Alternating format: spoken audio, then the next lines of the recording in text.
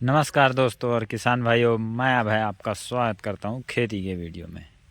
तो किसान भाइयों, आज का हमारा फसल अपडेट में है हमारे खरीफ सीजन में धान की खेती का अपडेट, जिसमें हम रोपाई अर्थात नर्सरी से ट्रांसप्लांटिंग का काम कर चुके हैं। आज हम आपको दिनांक बता देते हैं, 22 जुलाई है।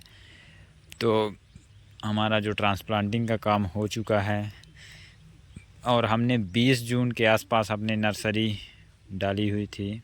तो 1 माह के अंदर हमारा काम कंप्लीट हो चुका है। नर्सरी का जो ट्रांसप्लांटिंग पूरा हो चुका है। अभी 2-4 दिन हो चुके हैं इसको ट्रांसप्लांटिंग किए हुए, इन खेतों को। तो इस तरह का अपडेट है किसान भाइयों हमारा। तो हमने ट्रांसप्लांटिंग का काम कर लिया है। अब आपको इसमें अगर कुछ खाद का शेड्यूल बताएं किसान भाइयों, तो हमने NPK का प्रयोग किया है। उसके अलावा हमने यूरिया और DAP इनका भी प्रयोग किया है। साथ में जिंक सल्फेट का भी प्रयोग किया है। और FYM खाद, गोबर की जो सड़ी हुई खाद है, उसका भी हमने प्रयोग किया हुआ है। और कुछ खेतों में हमारे पास जैसे ग्रीष्मकालीन धान के जो पराली थे, तो उसको हमने सड़ा के भी उसका खाद बनाया हुआ है। तो हर तरह से हमने कार्बन कंटेंट बढ़ाने के लिए कुछ इस तरह के भी जैविक उपाय भी किए हैं। साथ में हमने रासायनिक खादों का भी प्रयोग किया है किसान भाइयों, ताकि हमको आगे चल के ज़्यादा से ज़्यादा प्रोडक्शन प्राप्त हो सके। और किस्मों के बारे में बात करें किसान भाइयों, तो हमने हर तरह कम अवधि वाली और ज़्यादा अवधि वाली दोनों किस्मों के हमने धान लगवाए हुए हैं। और कुछ संकर किस्म है जिसमें संशोधित भी किस्में भी हैं। तो दोनों हर तरीके के हमने धान लगवाए हुए हैं। तो खरीफ सीजन में किसान भाइयों हमने इस बार लगभग 4 एकड़ में खेती हमने धान की हुई है, जिसमें से 3 एकड़ से ऊपर में हमारा ट्रांसप्लांटिंग का काम हो चुका है। और आधे एकड़ से कुछ ऊपर में अभी बाकी है।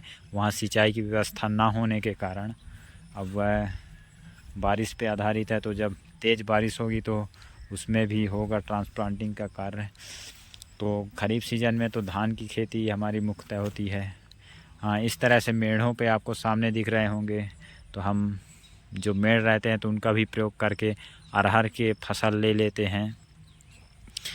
और कुछ मेढ़ों पे हमने सूरजमुखी का भी इस बार एक्सपेरिमेंट किया है, क्योंकि अरहर के फसल में हमें आगे चल के एक समस्या आती है कि बंदरों से सुरक्षित करना, वह थोड़ा खीर हो जाता है। तो उसमें बहुत ज़्यादा लॉस होता है हम लोग का, इसलिए हम ऐसा फसल का चुनाव किए हैं। अगर मेढ़ में वो सक्सेस होता है सनफ्लावर, तो फिर आगे उसकी हम मेढ़ों से एक एक्स्ट्रा इनकम बोल सकते हैं, वो ले सकते हैं। और सभी किसानों को इस तरह से अपने एक्स्ट्रा इनकम का कोई ना कोई सोर्स बनाना चाहिए, ताकि हमारी आर्थिक स्थिति, आर्थिक समृद्धि हो।